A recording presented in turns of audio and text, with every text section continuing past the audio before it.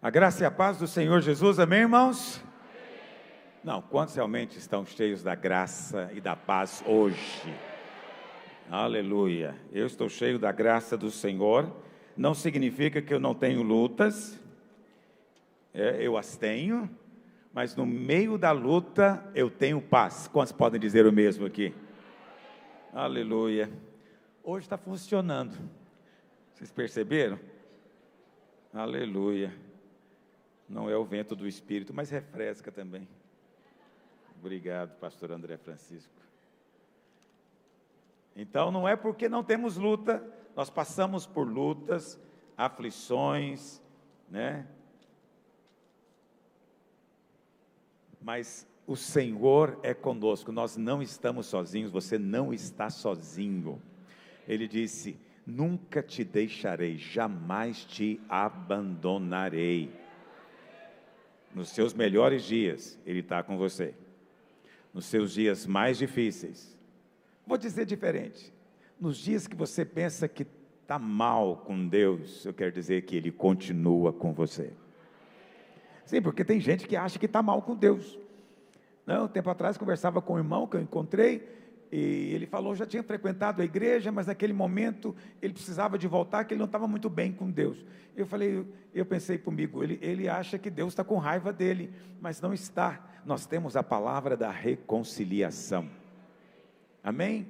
Deus está chamando de volta para casa, porque o Senhor é bom e tem favor e graça sobre a sua vida. E hoje vários irmãos me mandaram aqui perguntas, mas tem uma aqui que não é pergunta, ele está pedindo. É um irmão que diz que está trabalhando na internet, não sei exatamente como ele trabalha, mas ele precisa de um celular melhor, ele está pedindo um iPhone, se alguém tiver um iPhone para doar para ele, às vezes seu iPhone ficou antigo, você comprou um novo, e você quer ajudar alguém, você pode então passar ali para o nosso Instituto Social, e vai abençoar o irmão. Tem que ser iPhone? Não pode ser outra coisa? Semana passada eu falei da Samsung aqui. Alguém estava aqui na semana passada? Ok. Esse aqui mandou uma carta. Para o pastor Aloysio, aleluia. Meu nome, não vou ler o seu nome. Gostaria que o Senhor desse uma palavra sobre perda de esposa ou esposo. Fiquei viúvo na pandemia. Outros casais também tiveram perdas. E eu queria saber como enfrentar isso.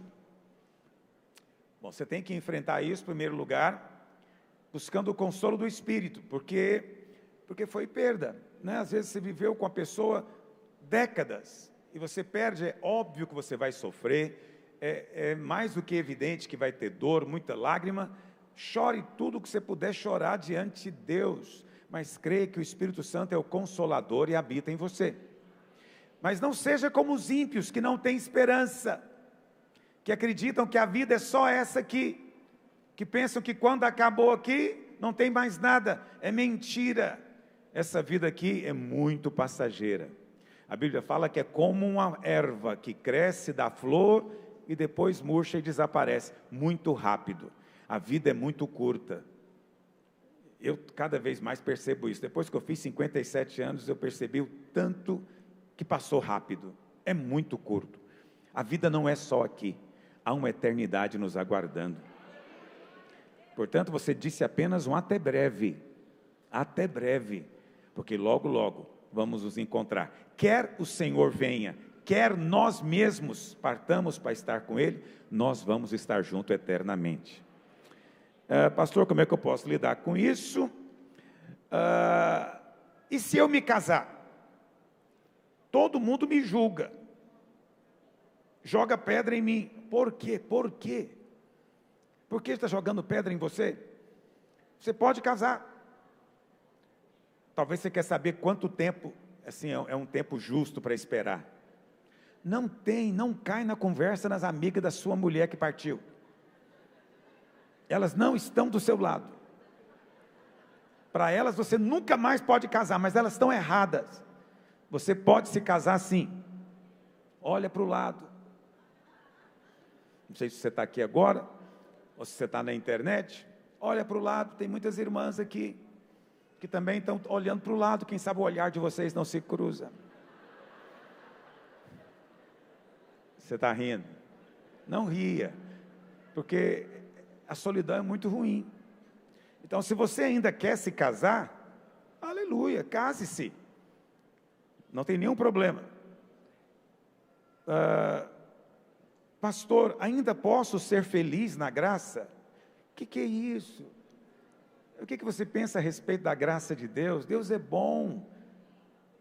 Entende? Algumas pessoas pensam que Deus é um tirano lá em cima, querendo tirar sua felicidade. Não, não é verdade isso.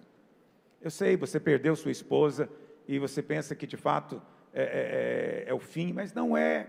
Todos nós vamos partir, ok? E você continua aqui. Se você encontrar alguém, case-se, mas no Senhor. Está me ouvindo? Case-se com alguém que também seja no Senhor. Nada de incrédulo, nada de ímpio. Case-se no Senhor. Quantos dizem amém? Amém. Aleluia. Pastor, a graça e a paz. Minha mãe partiu para o Senhor no mês passado. Sinto muito pela sua perda.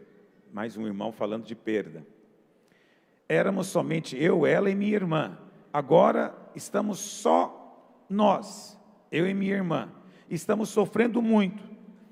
E gostaria de saber se a minha mãe está dormindo, aguardando o soar da última trombeta, ou se está acordada, desfrutando da presença do nosso Senhor, junto com os demais irmãos que já partiram em Cristo.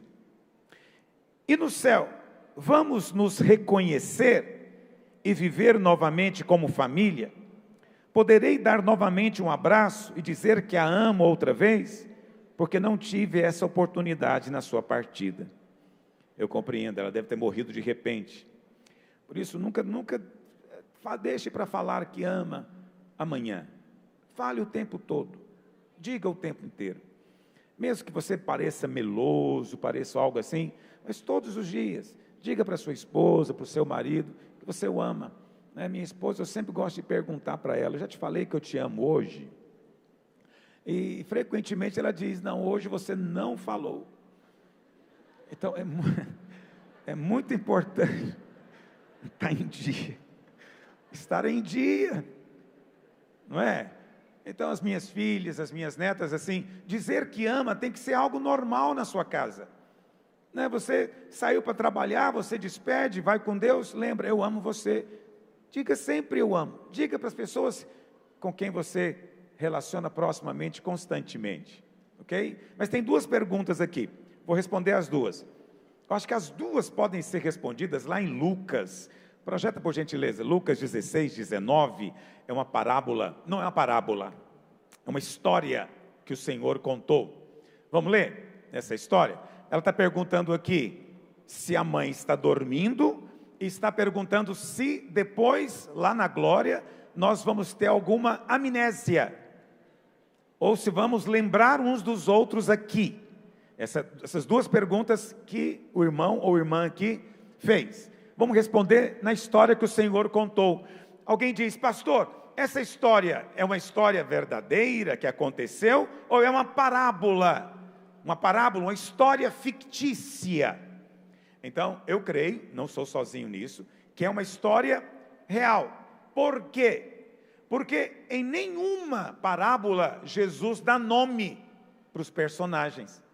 Então, por exemplo, ele vai contar a parábola do semeador. Ele não diz assim, e o semeador, chamado João, saiu a semear. Não, é só o semeador saiu a semear.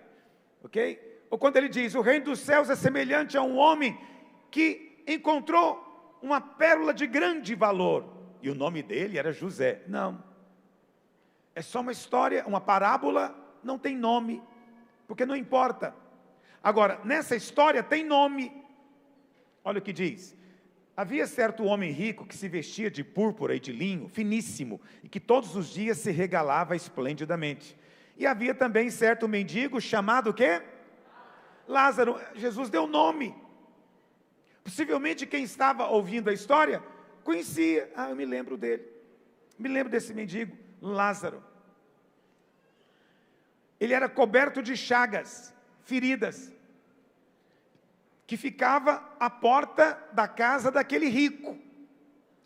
E ele desejava alimentar-se das migalhas que caíam da mesa do rico. E até os cães vinham lamber-lhe as feridas.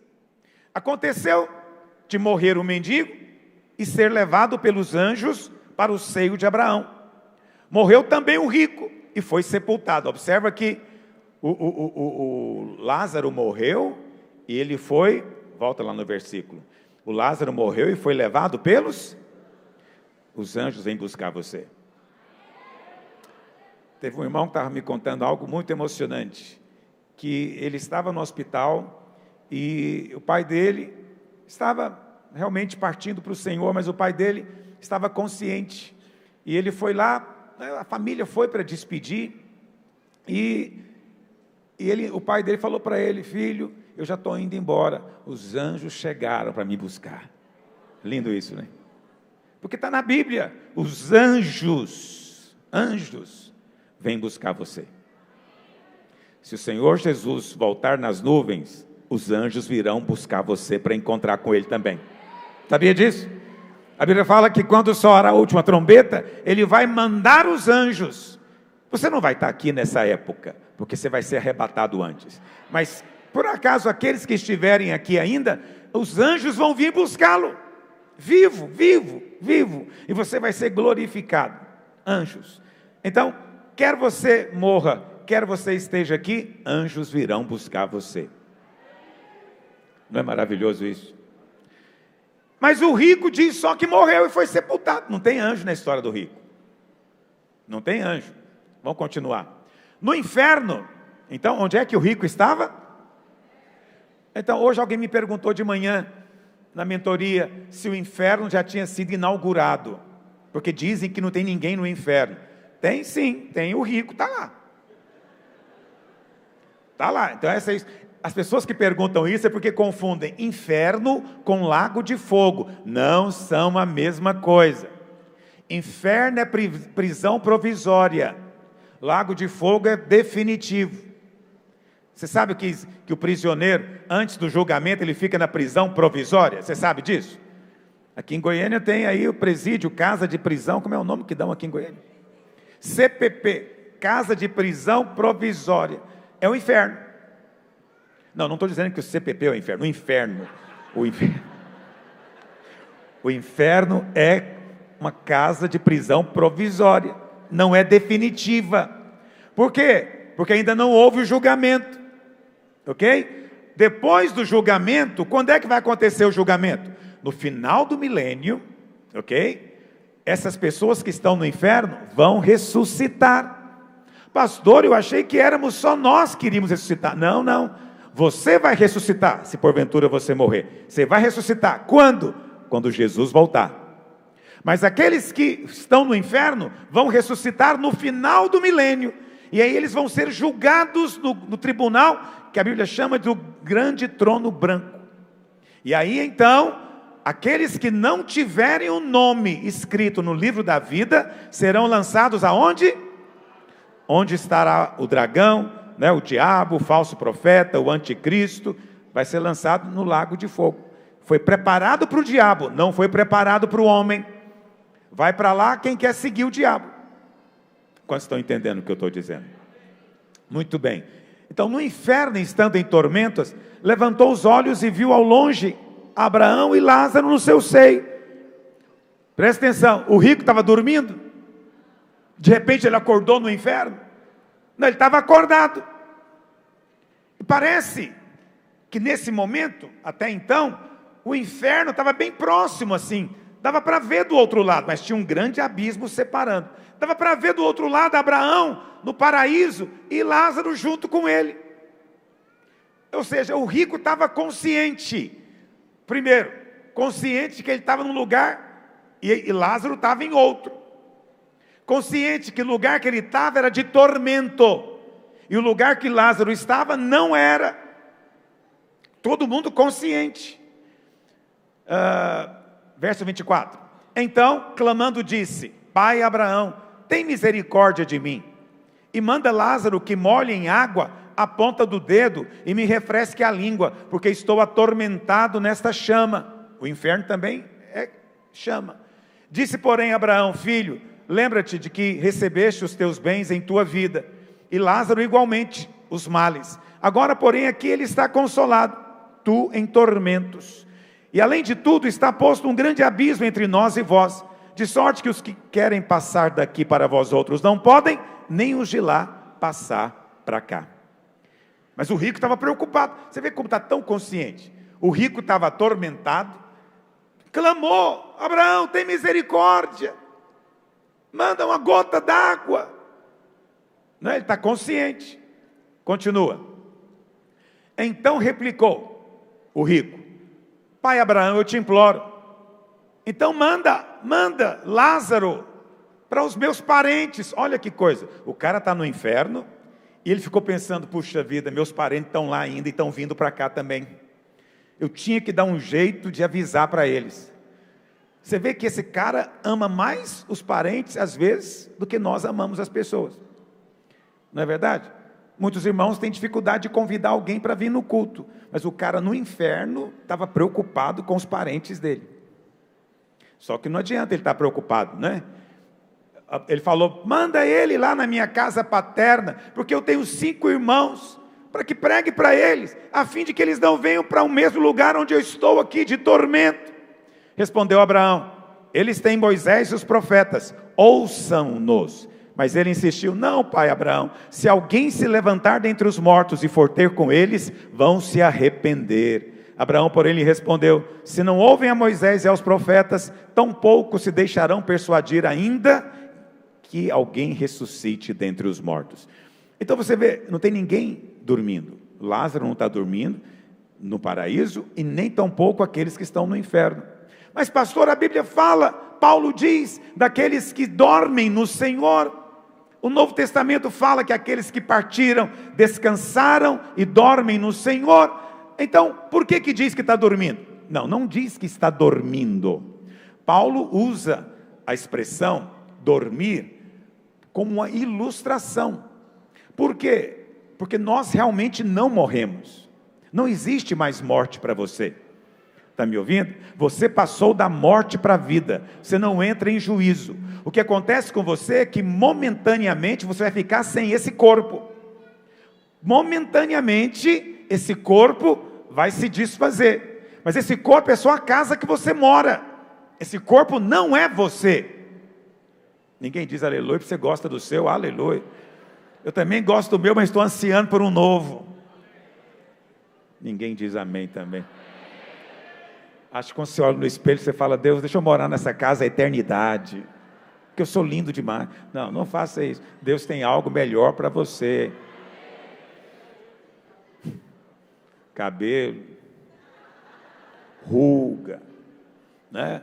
Tanta coisa que você às vezes tem que lutar aí para tentar evitar. No corpo novo que você vai ganhar não vai ter nada disso. Eternamente jovem. A Bíblia não fala com quantos anos. Eu calculo que a idade de Jesus, 30 anos. Todo mundo com 30 anos, eternidade afora. Eu não tenho nem ideia de como vai ser isso. Vai ser bom demais. Então, a morte não existe. Como a morte não existe, Paulo usa uma ilustração do sono. Mas não existe esse ensino de que do sono da alma. Não tem ninguém dormindo, filho. Está todo mundo acordado, ok? E desfrutando de algo já, da presença do Senhor. Paulo disse que ele não sabia o que escolher, né? Se ficava mais tempo aqui para ser bênção na vida dos irmãos, ou se ele partia para estar com Cristo, que ele dizia que era incomparavelmente melhor. Vê lá se Paulo queria partir para dormir. Se é para dormir, eu fico aqui mesmo. Eu não quero ficar dormindo. Se tem uma coisa que eu não acho legal, é dormir. Tem irmão que adora dormir. Eu tenho a sensação que eu dormindo, eu estou perdendo tempo. Você não tem isso? Aí eu durmo, você passa da hora, eu falo dormindo, que inutilidade. Então, veja, dormir não é o alvo da vida. Então, se a Bíblia dissesse que nós íamos dormir, aí eu ia realmente insistir muito para não ir, ok? Mas não é o caso. nós vamos estar com Ele na presença dEle. Então, você, filho ou filha que mandou essa mensagem, você vai encontrar-se com a sua mãe novamente.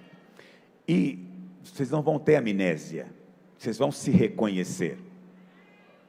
Mas eu preciso dizer algo para você com muito amor e carinho. Você vai lembrar sim dessa vida, mas como algo distante, que não tem mais nada a ver com você. Entendeu o que eu estou dizendo? Você sabe, é como você às vezes se lembra de coisas da infância. Você lembra, é legal, você acha bacana, mas depois você fala, já passou, isso não tem mais nada a ver com o tempo de hoje. A mesma coisa vai acontecer naquele dia. No dia em que você vê Jesus, olha para cá, no dia em que os seus olhos o contemplarem, tudo mais vai ficar nebuloso, vai esvaecer.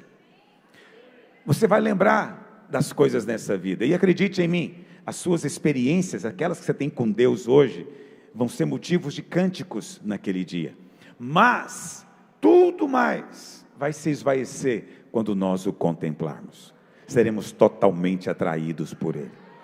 Mas você vai se lembrar da sua mãe, do seu pai, você vai encontrar, vai abraçar, vai se alegrar com eles. Mas lá no céu, seremos como os anjos de Deus. Ok? As coisas já passaram. Tudo se fez novo. Quantos dizem amém? Aleluia. Respondi a questão? Espero que tenha respondido. Pelo menos gastei muito tempo. Pastor, me responde essa pergunta. Hoje eu vou valorizar, porque os irmãos não andam fazendo pergunta. Aí hoje eu vou valorizar. Pastor, Jesus ressuscitou em carne ou em espírito? Porque em Lucas diz que eles acreditavam que estavam vendo um espírito. Ok, você tem que ler todas as coisas no seu contexto. Onde é que está escrito no Evangelho que os discípulos viram Jesus e achavam que era um fantasma? Lembra? Eles estavam no mar, o vento era contrário, já era a terceira vigília, não, a quarta vigília, ou seja, entre 3 horas da manhã, tudo escuro, eles navegando no meio do mar, de repente aparece Jesus andando sobre as águas, chutando água ali, né? Imagina o Senhor andando sobre as águas. Agora imagina você, 3 da manhã, vê alguém em cima da água, não joga pedra nos discípulos não, você ia desmaiar, você ia perder o fôlego, entendeu? É assustador, sim, claro, 3 da manhã, e eles então pensaram, deve ser um fantasma, porque de noite, filho, não tinha muita luz, só a luz das estrelas ali, da lua talvez, não sei, não dá para ver direito, está vindo de longe, você está vendo de longe, você já agarra um no outro, tem alguém vindo lá, e ele vai chegando cada vez mais perto, porque se estiver indo embora, você nem sente medo, mas vai ficando cada vez mais perto, mais perto, mais perto, assusta. Aí o Senhor fala o que para ele? Gente, sou eu. Qual que é o nome de Deus? Qual que é o nome de Deus? Ele está falando quem Ele é, Ele tem domínio sobre as águas. A natureza se submete a Ele. Foi nesse contexto. Agora, depois que Ele ressuscitou, ninguém falou que estava vendo fantasma, não. Pelo contrário, Tomé falou o quê? O que Tomé falou? Os discípulos disseram para ele, Tomé, Jesus ressuscitou. Tomé falou o quê? Não acredito. Só se eu pegar minha mão, meu dedo e colocar em cima dos cravos ali, da cicatriz da cruz, ou do lado onde a lança entrou. Se eu não colocar a mão, não acredito. Domingo seguinte, ele não estava vendo pela internet, ele foi, porque quem vê pela internet perderia essa bênção. Ele foi na reunião e Jesus então entrou de novo, apareceu.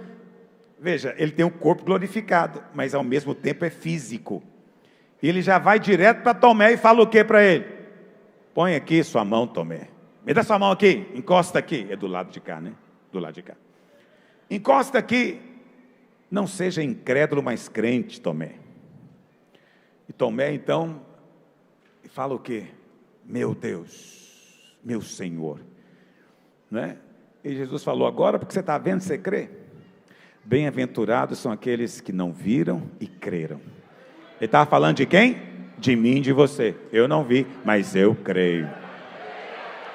Então, Jesus era um fantasma quando ressuscitou? Sim ou não? Não era. Então esse era o ensino dos gnósticos. Os gnósticos eram os espíritas daquela época. Eles acreditavam que o corpo era muito mau. Então eles diziam que Jesus era só um espírito, que manifestava no meio dos discípulos de vez em quando, mas que Jesus mesmo jamais tinha tido um corpo como o nosso, porque esse corpo é uma coisa horrorosa. Não. Jesus nasceu da Virgem. Está me ouvindo? Ele nasceu nesse mundo. Ele teve forma humana, carne como a sua e como a minha, mas sem pecado. A sua tem pecado, a dele não tinha. Entendeu?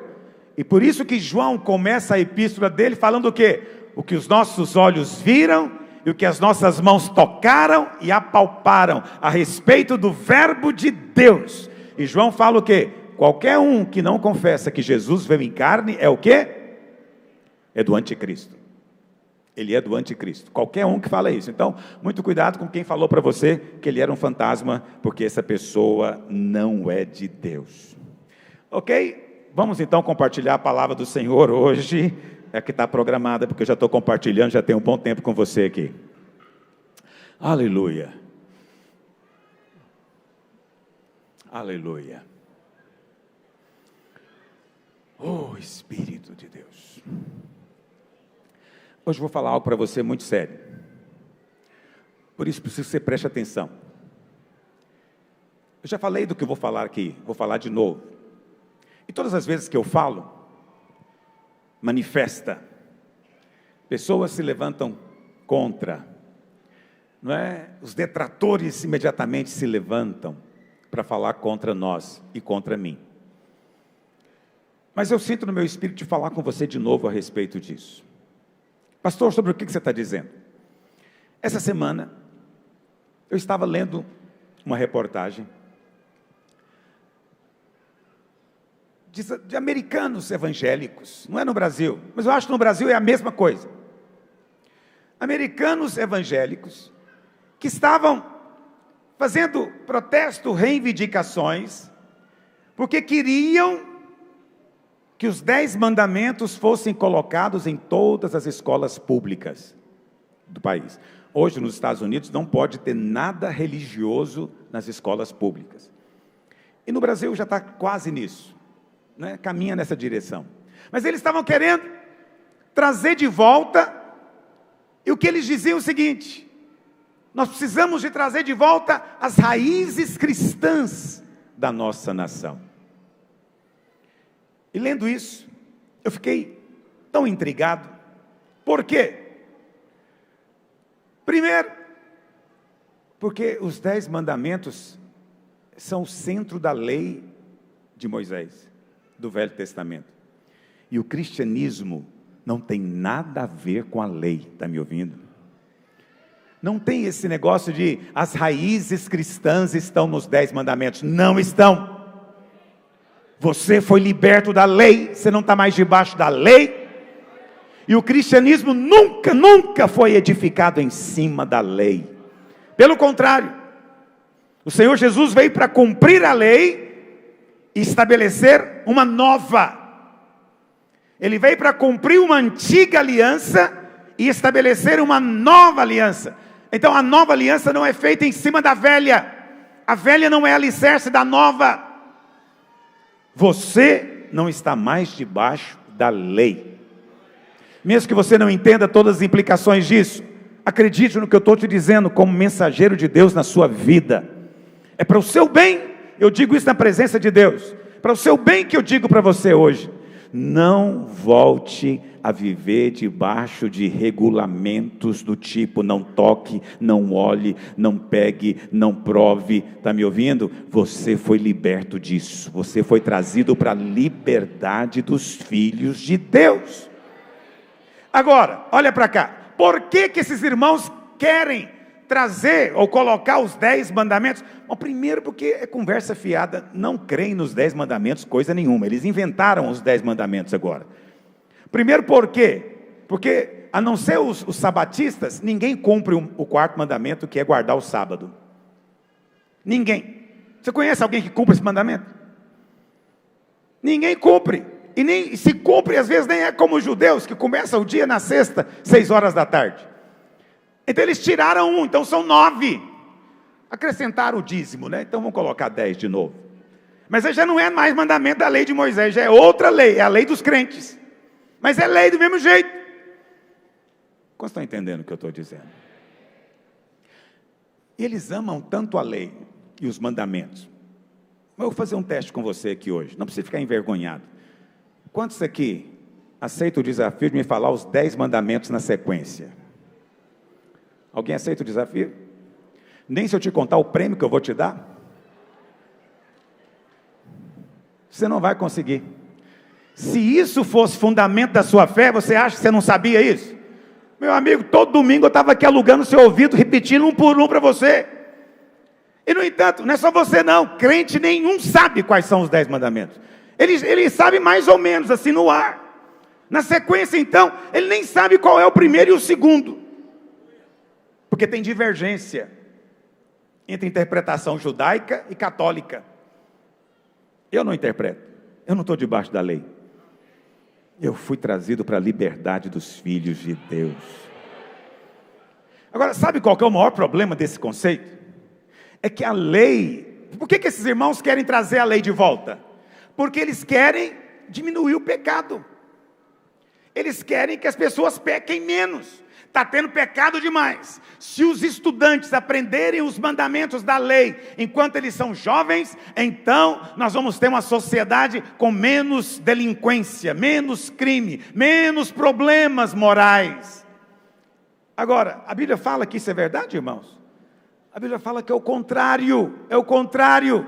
Os 10 mandamentos não diminuem o pecado, eles aumentam o pecado. Aumentam o pecado. Aquele que vive pela lei, o pecado é mais forte na vida dele. Quanto mais legalista a igreja, mais cheia de confusão ela é. Quanto mais você entende a graça, mais você é liberto. Porque o Espírito de Deus te leva a viver numa dimensão muito superior. Olha o que a palavra de Deus diz, vamos ler? Romanos 7, verso 5. Pois, quando éramos controlados pela carne, porque não somos mais, nós temos carne, mas não somos controlados pela carne. Então, quando nós éramos controlados pela carne, as paixões pecaminosas despertadas por quem, meus irmãos? As paixões pecaminosas são despertadas pelo quê? Mas não é pela televisão? Não é pela sedução? Não é pelas tentações das revistas eróticas? Não é pelos sites pornográficos? Não, aqui diz que o que desperta em você as paixões da carne é a proibição, é a lei. Quanto mais proibido, mais atraente. Mais atraente. A lei tem um efeito oposto. E muitos crentes querem viver assim. Depois olha o que diz mais, olha o verso 8, Romanos 7, 8. Mas o pecado, aproveitando a oportunidade dada pelo mandamento, o pecado aproveita da lei. Produziu em mim todo tipo de desejo cobiçoso. O pecado é que produz. Mas o que dá força ao pecado?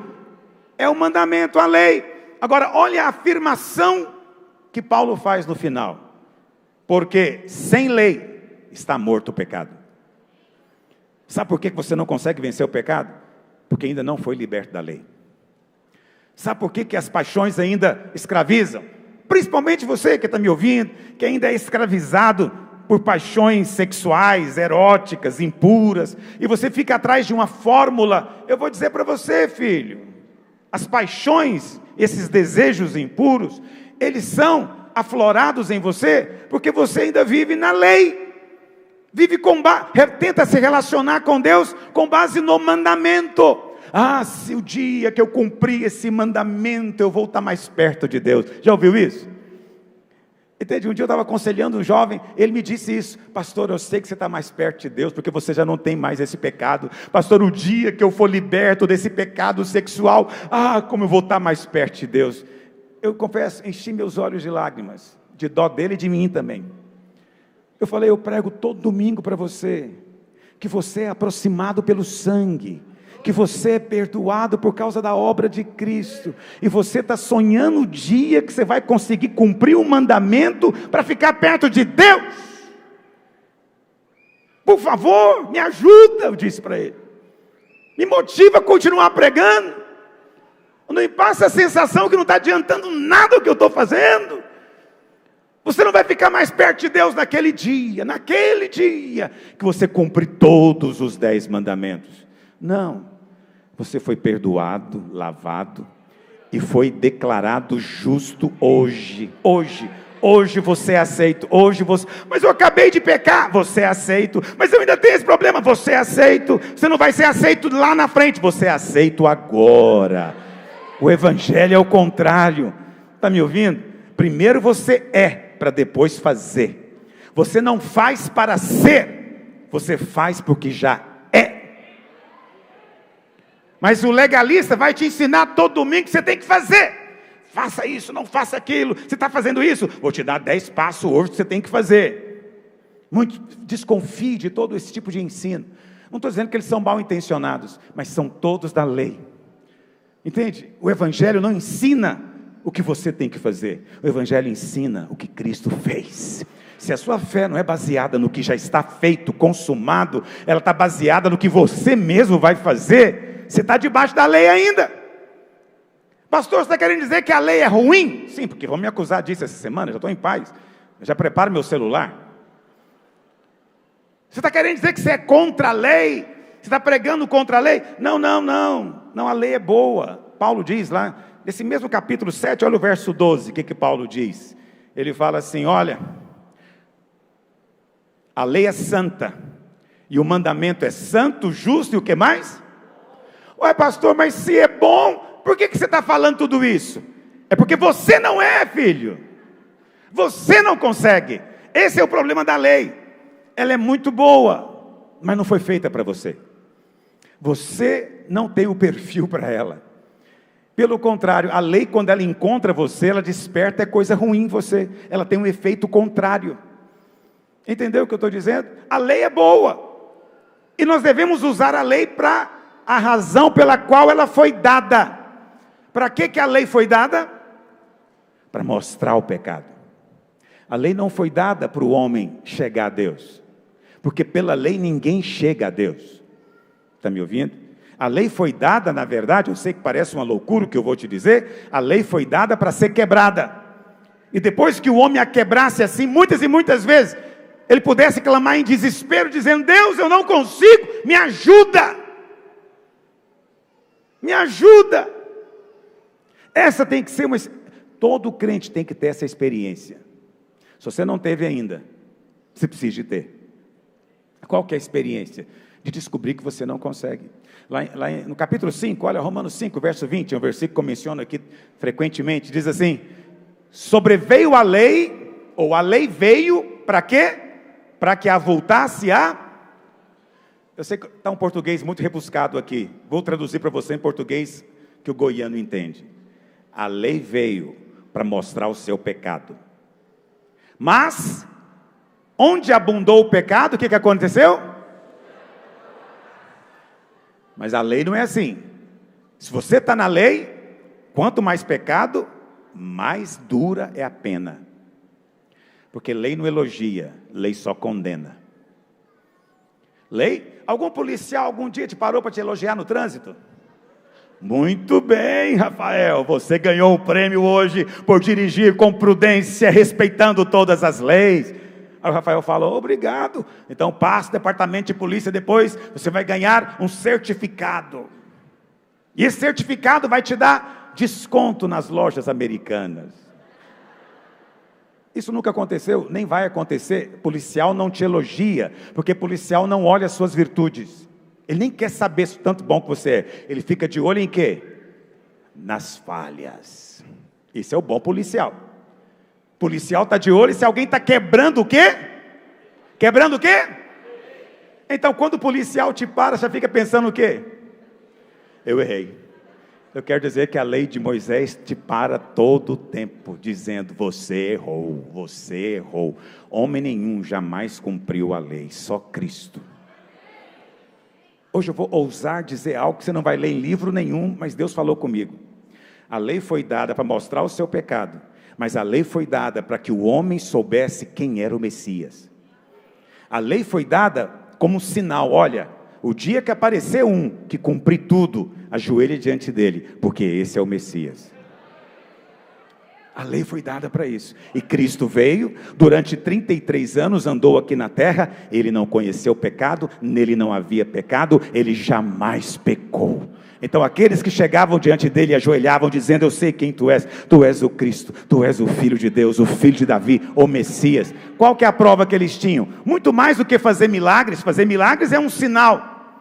Mas muito mais do que isso, é o sinal que Jesus disse: quem de vocês aponta pecado em mim? Quem aqui? Olha o que Jesus disse.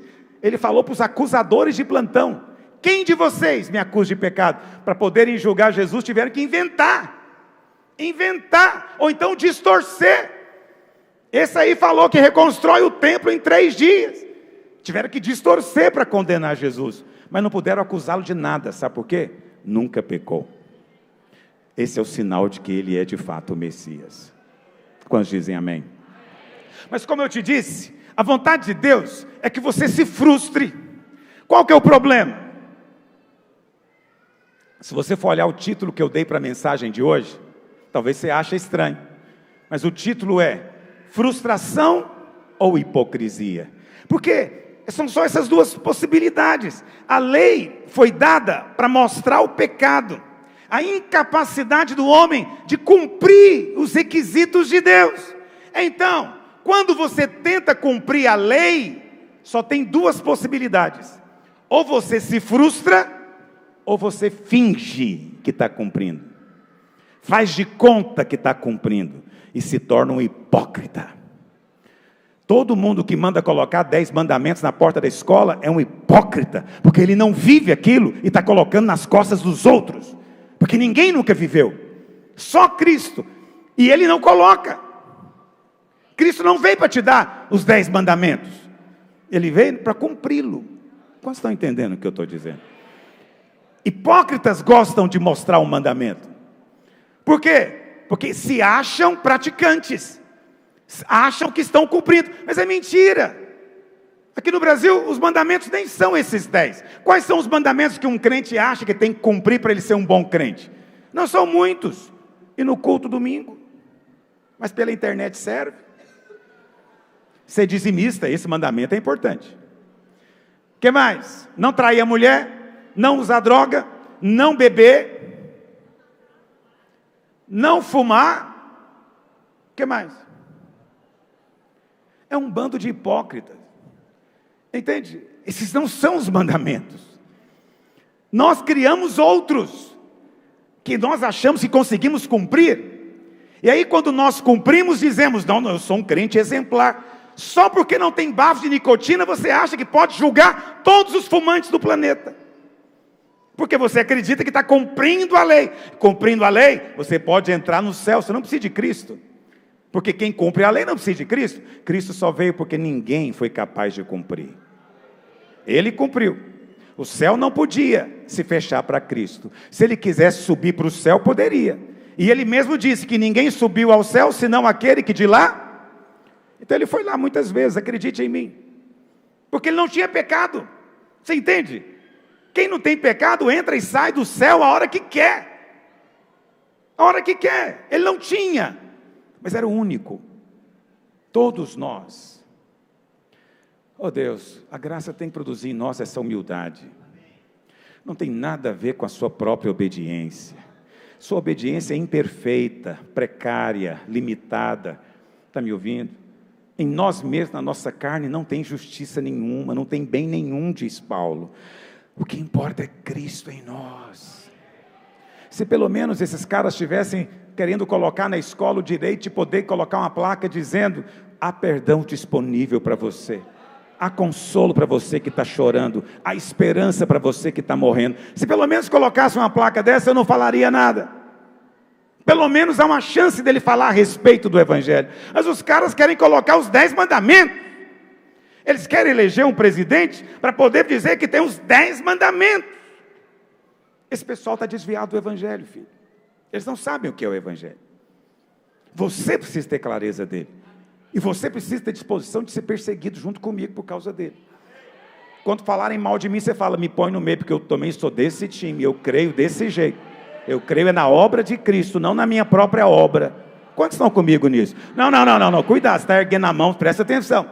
Você está comigo mesmo? Porque eu vou encaminhar para você as perseguições que virão essa semana, pelo WhatsApp para mim. Alguém me mandou uma mensagem dizendo que fizeram um ranking dos maiores hereges do Brasil, fiquei em 4º lugar. Fiquei muito triste, porque eu não ganho nem competição de pecador, eu fico na frente. Até para pecar eu sou fraco. Fiquei em 4º, nem medalha eu ganho. E eu falei, me conta quem são os outros 3, eu preciso saber em que time eu estou. Por quê? Porque dizem que eu prego a hipergraça. Agora vê lá se eu prego hipergraça. Nunca falei para você de hipergraça. Falei alguma vez? Eu falo aqui de graça o quê? Super, hiper, max. O que mais? Mega. Era? Não há limites para a graça de Deus, filho. É superabundante, superabundante. Eu fico tão alegre de falar isso, porque é nessa graça que eu vivo. Não preciso de condenar ninguém, não condeno nem quem me condena. Eu entendo eles, tenho até dó deles. Vivem uma vida horrorosa e acham que com isso estão tributando glória a Deus. Oh Deus, no dia que os olhos forem abertos, vão ficar tão constrangidos e envergonhados. Porque pregam isso. Todo domingo eles chegam para o culto. Qual que é a intenção do legalista quando vem para o culto? Desafiar você a ser como Jesus, a ser como Davi, a ser como Salomão, a ser como Abraão. Não é verdade? Isso é coisa boa, alguém diz. Isso é bom. Sim, é bom, mas ser bom não é suficiente. Não é o Evangelho. Olha para cá. Lá em Gênesis, quando o homem caiu, o homem e a mulher, qual foi a motivação deles? Eles queriam agredir a Deus? Sim ou não? Eles queriam obstinadamente fazer algo contrário à vontade de Deus? Sim ou não? O que eles queriam? O que eles queriam? Ser como Jesus. Já ouviu pregação sobre isso? O que eles queriam era ser como Deus. A serpente falou, eu tenho para você a fórmula. Se você comer a árvore do conhecimento do bem e do mal, comer do fruto, você vai ser como ele. Agora, eu pergunto para você, quando Adão e Eva olhavam para Deus, quem eles viam na verdade? É Jesus. Jesus é a exata expressão de Deus. Eles viam Jesus. O que você acha que eles ficavam? Encantados. É lindo demais. É bondoso demais. É paciente demais. Ele é maravilhoso. E a serpente fala, eu tenho 10 passos para você. Você vai ser igualzinho ele. Está entendendo o que eu estou dizendo? E aí o homem e a mulher comeram. A intenção era boa. Queriam ser como Deus. Quantas pessoas não vêm para o culto para tentar parecer mais com Jesus? Quantos não vêm para o culto aqui para autoaprimorar-se? Para ter um padrão moral melhor? Quantos não vêm pensando nisso? E eles pensam que vão chegar aqui, e tem irmão que me cobra isso. Pastor, queremos algo mais prático. Por favor, fale de coisas práticas. Não tem nada mais prático do que comer a árvore do conhecimento do bem e do mal. E é importante dizer que não é a árvore do mal, nem é a árvore do pecado. É a árvore do conhecimento. E você sempre está achando que tem algo que você não sabe, que vai destravar sua vida financeira. Mas aquele coach sabe. Entendeu? Porque você está atrás de um conhecimento. Ah, mas não foi Jesus que disse que se eu conhecer eu vou ser liberto? Sim, a verdade não é o bem e o mal. A verdade não é saber o que é certo e o que é errado. A verdade é que Deus enviou ao mundo o seu Filho, nascido de mulher, sem pecado, para levar na cruz a sua condenação e a minha. Ressuscitou ao 3º dia para nos justificar e liberar sobre nós a vida dele. Ele repartiu conosco a vida dele, a vida que ele tem. A vida eterna tem um nome, é Jesus. Vocês estão entendendo o que eu estou dizendo? Então, o homem e a sua mulher, eles estavam diante de uma pregação, mas era uma pregação serpentina. Uma pregação, me desculpe a expressão, satânica. Que dizia uma maneira do homem parecer-se com Deus, baseado no que o homem faz. Não tem nada que você possa fazer que te faça semelhante a Ele. Nada. Está me ouvindo? Se você acha, não, mas eu preciso dos mandamentos, porque os mandamentos, eles são para mim uma bússola moral. Que mané bússola moral o quê? Você tem dentro de você uma pessoa habitando. Eu não preciso de bússola moral. Eu tenho o Espírito Santo habitando dentro de mim. E lá em Gálatas 5, verso 18, projeta para mim. O que diz? Gálatas 5, 18.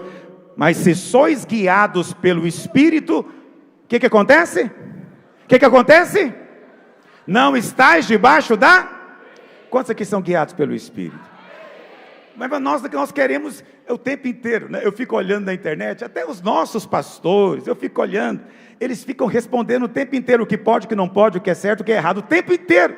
É um bando de cobrinha na internet. Entende? Eles não sabem que lado eles estão. Eu não estou aqui para contar para alguém que algo é certo ou algo é errado. Ele está me entendendo? Eu estou aqui para ensinar para ele a ouvir o Espírito, ser guiado pelo Espírito. Mas se eu errar, o Espírito te corrige. Entendeu? Você não vai errar tantas vezes assim até descobrir. E acredite em mim, dentro de você, você quer fazer o melhor, o certo, o correto. Você quer, mas não porque a lei manda. Você quer porque tem uma nova natureza dentro de você. Não cai nessa bobagem.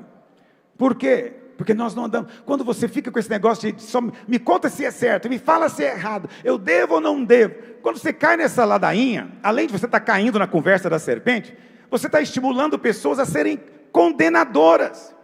Elas vão condenar um bocado de gente que não faz o que o pastor disse que é o certo. E mais ainda, está estimulando a hipocrisia dela, porque ela supostamente está obedecendo por fora aquilo que o pastor disse. Ela se acha mais santa do que todos agora, e ela pode exigir que se coloquem os mandamentos na escola. É um horror, é um bando de hipócritas. Temos que pregar o evangelho, mas é tão difícil, porque nós queremos um código escrito. Não, pastor, tem que sistematizar aqui, eu preciso saber o que pode e o que não pode. Essa é a beleza de ser cristão, não tem nada sistematizado, tem um relacionamento, uma pessoa com quem você conversa, ele fala com você. Ah, eu não sei ouvir. Sabe sim, você sabe, todo filho sabe desde a barriga da mãe como é que é a voz da mãe. Você sabe como é que é a voz do seu pai. Quando o seu pai fala, você sabe, ele falou comigo, ele falou comigo. E nem é só na consciência, apitando ou acendendo a luzinha vermelha. Não, ele te fala, esse é o caminho, ande por esse. Ah, mas está tão legal aquele ali, todo mundo está indo, eu vou nesse também. Aí ele te larga? Não te larga não. Anjos podem te largar, o Espírito Santo jamais. Homens podem te largar, o Espírito Santo jamais. Eu não acredito que anjo vai em todo lugar. Tem lugar que você entra que ele fica na porta. Mas o Espírito Santo entra com você. E é isso que torna tão sérias as coisas. Porque ele disse, nunca vou te deixar. Aquele pior dia, ele estava lá. O momento mais vergonhoso, ele estava lá. E não foi lá para te condenar, ele foi lá para te trazer de volta. Porque a obra que ele começou em você, ele vai terminar. Não é você, é ele. Mas nós não temos paciência com ninguém. Quando a pessoa erra, nós já damos o decreto. Não temos paciência de aguardar também aprender, porque as pessoas também aprendem com equívocos, com erros. Nós exortamos, advertimos, ensinamos, não é verdade? Mas também precisamos de exercer paciência, longânimo. Longânimo é o que? Um ânimo longo. Eu tenho disposição de esperar a obra de Deus na sua vida. O Espírito Santo também tem essa disposição. Quantos estão entendendo o que eu estou dizendo? Essa é a verdade do Evangelho, é a verdade da palavra de Deus. Paulo escrevendo para os Gálatas, ele diz, vamos ler Gálatas 3, verso 1. Nós não devemos, alguém pode dizer, eu acabei não falando o outro lado, né? Pastor, então eu não posso querer ser como Jesus? Porque você falou que a tentação foi o homem querer ser como Deus, como Jesus. Então eu não posso querer? Não, claro que você pode. É claro que você quer. Essa é a sua nova natureza. Só que você não tem nada que você possa fazer para ser. Ou o Espírito Santo entra em você e muda o seu ser, e você passa a ser nova criatura, ou então não tem jeito. Mas glória a Deus, porque no dia em que você creu, você nasceu de novo. Você agora é uma nova criatura. E essa nova criatura é parecida com Jesus. Só que Ele está nos conduzindo de volta para a glória.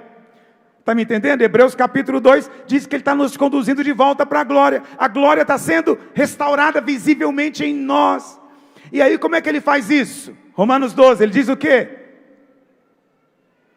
E não vos conformeis com este, mas pela renovação da vossa mente. Renovando com o quê?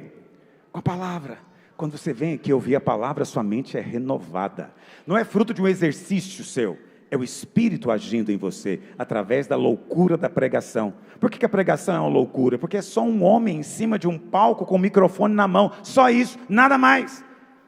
Para o mundo é irrelevante, tosco, sem valor. Mas Deus escolheu essa coisa pequena e sem valor para liberar fé na sua vida, para fazer milagre na sua vida. 2 Coríntios 3,18, todos nós com o rosto desvendado, fazemos o quê? Contemplamos como por espelho a face, a glória. E enquanto nós contemplamos, somos transformados de... Então não é você, alguém que está olhando, observando, contemplando, está fazendo alguma coisa? Nada, nada. Está cumprindo algum mandamento da lei? Nenhum. Ele só está encantado. Meu Deus, eu nunca tinha pensado nisso. Eu estou vendo isso hoje, eu estou enxergando. Senhor, glória está entrando na sua vida. Você viu. Quando você vê, você é transformado a ficar parecido com Ele. A maneira da árvore da vida é só ver. Olha, a maneira da árvore do conhecimento é faz. Faça para tornar-se. Você ainda não é. Mas depois que você fizer essas 10 coisas, você vai se tornar. Mentira do diabo. O evangelho é, você é, por isso você faz. Vou falar sobre isso mais semana que vem, porque eu acho que é um tema que merece eu aprofundar mais. Vamos ler Gálatas 3, diz assim: ó Gálatas insensatos, quem enfeitiçou vocês? Não foi diante dos seus olhos que Jesus Cristo foi exposto como crucificado? Eu queria saber de vocês só uma coisa: foi pela obediência aos mandamentos da lei que vocês receberam o Espírito? Na hora que eu estiver sem pecado, eu vou falar em línguas. Esquece, filho, não vai falar nunca. No dia que eu aprender tudo. E tem gente que fala, sabe por que você não fala em línguas? Você não é submissa ao marido. Tem marido que fala para a esposa isso. Você não submete, por isso você não fala em línguas. Eu falo, lá. É um hipócrita miserável. Ninguém fala em língua porque obedece. Você fala em línguas porque você creu. Creu em quê? Na obra dele. Qual é a obra dele? Ele já lavou e te perdoou e te justificou e te redimiu e te comprou. Os irmãos estão comigo hoje?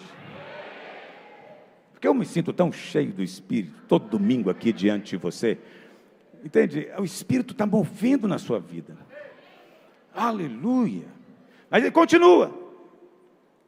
Será que vocês são tão insensatos que, tendo começado pelo Espírito, ou seja, foram salvos, vocês foram salvos pelo que Cristo fez, e agora vocês querem se aperfeiçoar pela lei, pelo esforço de vocês em obedecer mandamentos de...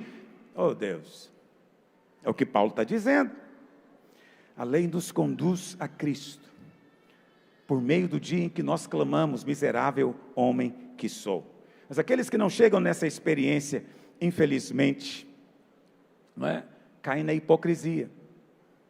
Mas aqueles que andam pela graça, eles não têm que temer coisa alguma. Alguém falou para mim esses dias: você vive o que você prega. Eu falei, olha, eu prego o que eu vivi e experimentei. Está me ouvindo? A nossa autoridade principal procede disso. Por que tem irmão que não prega? Porque ele diz, pastor Jaios, as minhas ações falam mais alto do que as minhas palavras. Já ouviram isso? Isso é o diabo querendo impedir os seus amigos de serem salvos. Porque a fé não vem por olhar você. A fé não vem pelo tanto que você é bonzinho. A fé vem pelo quê? Ouvir. E ouvir o quê? Não a palavra, não, a pregação. Ouvir a pregação da palavra. A fé vem pelo ouvir a pregação. Mas se você não prega, você fica só mostrando para ele, está vendo o tanto que eu sou fiel? Olha como eu sou honesto. Eu paguei todos os meus impostos. Olha o que eu estou fazendo. Entendeu? Você pode mostrar para o ímpio o tanto que você quiser. Ele vai te olhar e dizer, hipócrita, miserável. Está pouco se lixando para a sua bondade. Ele tem que ouvir a mensagem. Não deixe que o diabo te cale. Bom exemplo é importante. Porque o exemplo, cala a boca da pessoa para ouvir a sua mensagem. Mas o exemplo sozinho não é suficiente. É preciso contar para ela a mensagem. É preciso falar. Ah, mas se eu falar, ele vai dizer que eu não estou vivendo. Quando você prega perdão, o que ele pode acusar você? De não estar perdoando? Então perdoe. Entende o que eu estou dizendo? Qual que é o problema? Quando você prega a graça, qual que é o comportamento que se espera de quem prega a graça? Eu recebi perdão, o que eu faço? Perdoo. Não é assim? Deus foi generoso comigo, o que eu sou com os outros? Generoso também. Deus não me condenou, o que eu faço com os outros? Não condeno também. Essa é a graça em ação. A lei não produz isso. O máximo que a lei diz é, não roubarás. Mas a graça fala algo além dentro de você. A graça faz de você generoso. Você quer dar. A lei não manda dar. A graça te capacita, te habilita a dar. Quantos estão me ouvindo o que eu estou dizendo? Meu tempo acabou, mas eu vou contar um negócio para você aqui, que Deus falou comigo essa semana, sobre a graça. E você pensa assim, pastor Luísio, ele está pregando esse negócio aqui há mais de uma década, e até hoje ele está aprendendo? Até eu fiquei perplexo. Porque o Senhor é bom. Mas antes de eu te contar o que eu aprendi essa semana, estou me lembrando de uma irmã que foi comigo para Israel, dessa última vez que eu fui em maio. Eu estava com ela e o marido dela conversando, não me lembro bem aonde, em alguma parada que nós fizemos. E ela estava me dizendo, se ela estiver aqui, me perdoe se eu distorcer a sua história um pouco, talvez eu não lembro detalhes. E ela me disse, pastor, eu quero dar meu testemunho para você. Eu estava em depressão. Sou crente desde criança. Fui criado junto com filhos de pastor. Filha, ela é uma irmã. Mas eu entrei em depressão. Não queria sair do meu quarto. Não queria me levantar. A vida tinha acabado para mim. E eu falei, e o que te permitiu sair de lá? Ela falou, alguém trouxe para eu ouvir a mensagem do Evangelho da Graça. Porque eu estava em depressão porque eu não conseguia corresponder. Eu não conseguia fazer o que era para ser feito. E aí ela me disse algo muito interessante, que eu nunca tinha tentado. Ela falou, sabe, pastor, na igreja que eu frequentava, todo domingo o pastor pregava a respeito de um personagem bíblico. Normalmente um personagem do Velho Testamento. E normalmente era assim, hoje vou falar sobre Davi. Quem quer ser como Davi? Lembra que eu falei agora mesmo? Aí todo mundo quer ser, eu quero ser como Davi. Quantos querem ser como Davi? Todo mundo cai. Fisgado na hora. Então eu vou te dizer qual o caminho. Primeiro, Salmo 139, você tem que confessar o seu pecado. Senhor, sonda, conhece você, miserável. E aí ia contando todas as virtudes de Davi que você tinha que ter. E ela dizia, pastor, eu queria ser como Esther, eu queria ser como Ruth, eu queria ser como Sara. Mas pastor, eu não conseguia ter nenhuma daquelas virtudes em mim mesmo. Eu me esforçava por um tempo, eu conseguia, depois eu tropeçava de novo. E aquilo virou um peso na minha alma tão grande, que eu caí em depressão. Olha como é que as coisas são, hein? Quem matou ela foi a pregação. E a pregação da Bíblia. Não estava pregando outra coisa. Mas estava usando a Bíblia como uma forma de esforço próprio, de que você pode ser, de que você pode se tornar, quando o Evangelho é totalmente a respeito daquilo que você já é. Eu vou te dizer uma coisa aqui que eu falei para ela, eu vou falar para você aqui, para a pedrada ficar mais forte. Se alguém me perguntasse se eu queria viver a vida que Davi viveu, Abraão, ou Salomão, Daniel, se alguém me perguntasse se eu queria que Deus me visse como Deus os via, eu diria para você, jamais, nem morto, nem morto. Por quê? Eles sonhavam em ter o que eu tenho. Morreram sem ter o que eu tenho. Eles viveram no velho, nós estamos no novo. O velho passou, mas o novo é eterno. Eles viveram na velha aliança. Olha para cá. Debaixo da velha aliança, a ira de Deus estava sobre eles todo o tempo. Por isso o Velho Testamento é cheio de castigos, punições, porque estavam debaixo da ira. Mas hoje no novo, Romanos 5, verso 9 diz que nós fomos salvos da ira de Deus. Só te contar isso, eu já não quero ir para lá, eu quero ficar aqui. Porque aqui eu não estou debaixo da ira. Por mais que queiram te dizer que você está, estão mentindo. Você não está, você está debaixo do novo. Você está em Cristo. Cristo não sofre a ira mais. Ele sofreu na cruz. Estando nele hoje, eu estou debaixo do céu aberto, do favor de Deus sobre a minha vida. Presta atenção. Lá no velho, o pecado todo ano era relembrado num sacrifício que durava só um ano. Eu hoje estou debaixo de uma obra eterna. Foi um só, de uma vez por todas. Não precisa de repetição, porque é perfeito, completo, tem um alcance completo. Eu já fui completamente perdoado. Olha para cá. No velho, como é que Davi orou? Como é que Davi orou? Lá no Salmo. Deixa eu abrir aqui, Salmo 51. Qual que é o melhor versículo? Salmo 51, verso 11. Olha como é que Davi orou.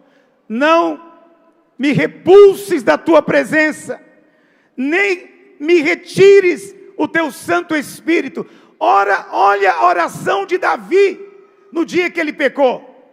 Irmãos, eu já pequei e peco. E nem me ocorre fazer uma oração como essa. Porque eu não posso ser expulso da presença dele mais. Porque o que me aproximou foi o sangue do Filho, do Cordeiro. Ele não pode retirar o Espírito Santo dele de mim mais. Está me ouvindo? Porque ele disse, nunca te deixarei, jamais te abandonarei. Sabe qual é o problema? É que nas igrejas não existe ensino sobre nova aliança e velha aliança. Seja franco, você que veio de outra igreja, quantos anos você ficou lá? Você ouviu algum domingo falando a respeito da diferença do velho para o novo? Não ouve, ninguém ensina sobre isso, porque eles pensam que isso não dá ibope, não traz ninguém para o culto. Mas eu não estou aqui para trazer ninguém para o culto, eu estou aqui para levar você para o céu. E eu vim aqui para te ensinar o Evangelho. Se o Evangelho não te atrai, nós não temos plano B. Não, a gente veio aqui para te lembrar o Evangelho todo domingo. Quantos estão comigo? E nós vamos entrar mais profundamente nisso domingo que vem. Eu creio nisso. Sabe por que você não está na lei? Vou encerrar falando isso para você. Hebreus capítulo 7, verso 12. O Senhor falou comigo meditando nessa semana. Estava quarta-feira. Acordei cedo. Estava em Caldas Novas. Acordei 6 da manhã, estava um frio lascado. E aí eu falei, como é que eu faço agora? Aí eu fui para o meu carro, liguei o aquecedor e fiquei lá dentro. E eu tinha saído para fazer a minha corridinha, a minha caminhada, mas estava muito frio, devia estar uns 14 graus. Eu sei que você está me assistindo aí do Canadá, desses lugares, esquece, eu moro aqui em Goiânia, aqui 14 graus é o supremo sofrimento. É ruim demais. Eu sentei no carro e falei, tá bom. Peguei a palavra de Deus, vou ler a palavra. Sem nenhuma grande pretensão. Apenas ler, porque é palavra e é de Deus. E eu estou lendo, e eu cheguei nesse versículo. Pois quando se muda o sacerdócio, necessariamente há também mudança de quê? Mudança de quê? Verso 13. Porque aquele de quem são ditas estas coisas pertence a outra tribo. É Jesus. Qual que é a tribo de Jesus? Ele é o leão da tribo de Judá. Judá, guarda isso na sua cabeça. Ele é da tribo de Judá, de onde ninguém presta serviço no altar, pois é evidente que nosso Senhor procedeu de Judá, tribo a qual Moisés nunca atribuiu sacerdote. Volta para o verso 12, olha para cá. Jesus hoje é o nosso sumo sacerdote. Quantos oram em nome de Jesus? Quantos vão ao Pai por meio de Jesus? Quantos creem que Ele, pelo seu sangue, nos aproximou de Deus? Então Ele é o seu sumo sacerdote. Mas na lei de Moisés, só podia ser sumo sacerdote quem era de qual tribo? Quem se lembra? Qual tribo? Levi. Levi. Mas agora se levantou um. Ele está fazendo a maior bagunça. Complicou muito. Porque ele é da tribo de Judá. E ele está dizendo agora que ele é o sumo sacerdote. O que você acha que os seguidores de Moisés pensaram disso? Não, tem que ser da tribo de Levi. Jesus disse, eu sou da tribo de Judá, e eu sou agora o novo sumo sacerdote. Aí o autor de Hebreus diz o quê? Olha o que ele diz. Quando se muda o sacerdócio, tem que mudar o que também? Tem que mudar o que também? Então você não pode seguir a lei de Moisés se você adora ou segue um sacerdote que não é da tribo de Levi. Você está vendo o que eu vi? Eu falei, é isso, está tão óbvio, meu Deus do céu. O Senhor falou comigo, sabe por que você não pode voltar para a lei de Moisés? Porque você está adorando um cara que bagunçou tudo.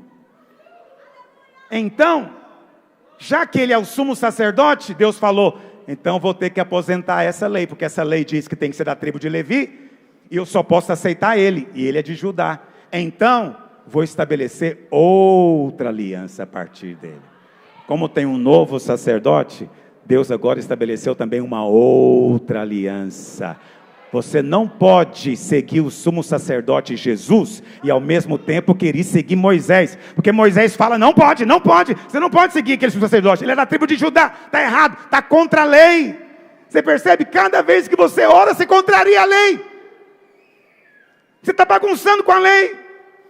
Por isso, esquece, fique com o seu sumo sacerdote, porque ele é que vai te conduzir para a glória. Ele é que muda a sua história, Ele é que muda a sua vida, Ele é que te transforma. Esse é o sumo sacerdote, por meio dele somos totalmente aceitos, por meio dele. Mas cada vez que você chega, você está contradizendo Moisés. Mas fique em paz, não tem mais nada a ver com Moisés e os seus mandamentos. Eu tenho a ver com Cristo, o meu sumo sacerdote. Quando dizem aleluia hoje, você conseguiu ver o que eu estou vendo? Você está conseguindo enxergar o que eu estou enxergando? Porque se você enxerga, você é transformado também.